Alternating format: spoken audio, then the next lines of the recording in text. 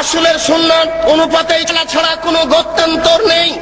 নবী করিম সাল্লাল্লাহু আলাইহি সাল্লাম বললেন, মুআজ শোনো, তারা যদি এটা মেনে নেয় তাহলে তুমি বলো ইন্নাল্লাহ কাদ ফারাজা আলাইহিম খামসা সালাওয়াতিন ফিল ইয়াউমি ওয়াল লাইলা, 24 ঘন্টায় আল্লাহ তাআলা 5 ওয়াক্ত সালাত নামাজ ফরজ করেছেন। 5 ওয়াক্ত সালাত আদায় করতে হবে। সংক্ষিপ্ত বিবরণে বুঝলাম আল্লাহ তাআলা সালাত ফরজ করেছেন, নবী সালাত ফরজ করেছেন, সালাত আদায় করতেই হবে। ওযু করে নামাজ পড়তে হয়, পানি পাওয়া যায় না, বিনা ওযুতেই সালাত আদায় করতে হবে। পানিও নাই, মাটিও নাই, বিনা ওযুতে বিনা তায়াম্মুমে সালাত আদায় করতে হবে। পরিষ্কার কাপড় পরে সালাত আদায় করতে হয়। পরিষ্কার কাপড় নেই, যেই কাপড়ে পেশাব পায়খানা লেগে আছে, যে প্যান্টে পেশাব লেগে আছে, আর কোনো পরিষ্কার কাপড় নেই, এই পেশাবওয়ালা কাপড়েই সালাত আদায় করতে হবে। পরিষ্কারও নেই, অপরিষ্কারও নেই, কোনো কাপড়ই নেই।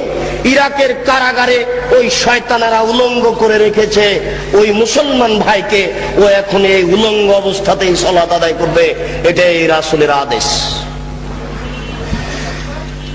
একজন মহিলা ও পুরুষ পরিষ্কার কাপড় পরে সালাত আদায় করবে।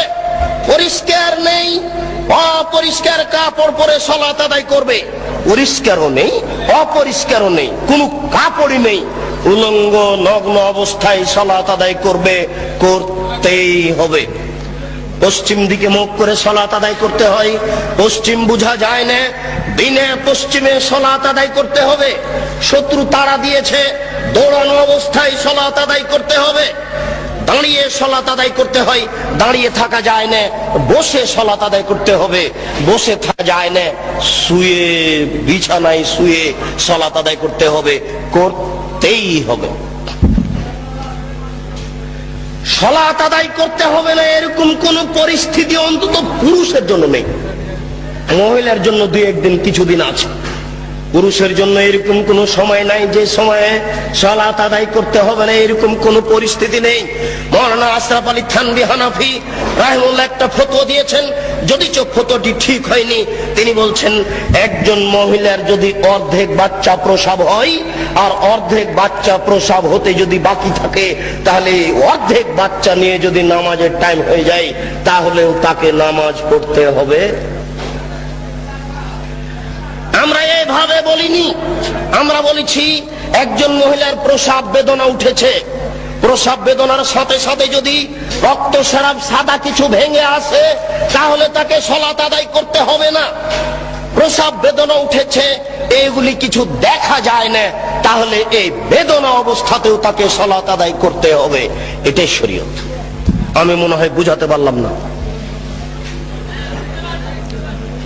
বলছিলাম এই সংক্ষিপ্ত বিবরণে যে কোনো মূল্যে সালাত আদায় করতে হবে। হে উপস্থিত বৈঠকের দিনই মুসলিম ভাই ও বোন, এই মাইকের আওয়াজ যতদূর পর্যন্ত যাচ্ছে, সকল দিনই ভাই ও বোনকে বিনীতভাবে বলছি, দয়া করে আপনি একটু নিজের কাজের জন্য প্রস্তুতি গ্রহণ করুন। ভুল হচ্ছে, আপনার রাত্রি 2টা-3টায় ঘুমানো দেখে আমিও খুব কষ্ট পাই। দেখুন, জীবজন্তু পশু প্রাণী সবাই আল্লাহকে মূল্যায়ন করেন, সবাই আল্লাহকে দাম দেয়, কিন্তু আদম সন্তান আল্লাহর কোনো 5 পয়সা দাম দিতে চায় না। ও একেবারে এশার সালাতের পরে ঘুমানোর কথা ছিল, ঘুমাচ্ছে রাত 2টার সময়, 3টার সময়। সবাই টিভি ভিসিআর নিয়ে ব্যস্ত। সকাল 8টায় উঠছে, আল্লাহকে ডাকতে হবে, আল্লাহর কাছে কিছু চাইতে হবে, প্রার্থনা করতে হবে, ক্ষমা চাওয়ার কিছু কথা বলতে হবে। এটা কেউ পরোয়া করে না, বিবেচনা করা উচিত ছিল। সংক্ষিপ্ত বিবরণ, যারা সালাত আদায় করে না তারা কেমন? নবী করিম সাল্লাল্লাহু আলাইহি সাল্লাম বলেন, মান তারাকা সালাত মুতাআম্মিদান ফাকাদ কাফারা। কেউ যদি ইচ্ছাকৃত সালাত ছেড়ে দেয় তাহলে সে কাফের হয়ে গেল। রাসূল সাল্লাল্লাহু আলাইহি সাল্লাম এক বৈঠকে বলেন, বাইনাল আবদি ওয়া বাইনাল কুফরি তারকুস সালাত। যারা সালাত আদায় করে আর যারা সালাত আদায় করে না, এদের পার্থক্য হচ্ছে যারা সালাত আদায় করে তারা মুসলমান, যারা সালাত আদায় করে না তারা কাফের। আল্লাহ রাসূল এইভাবে বলছেন।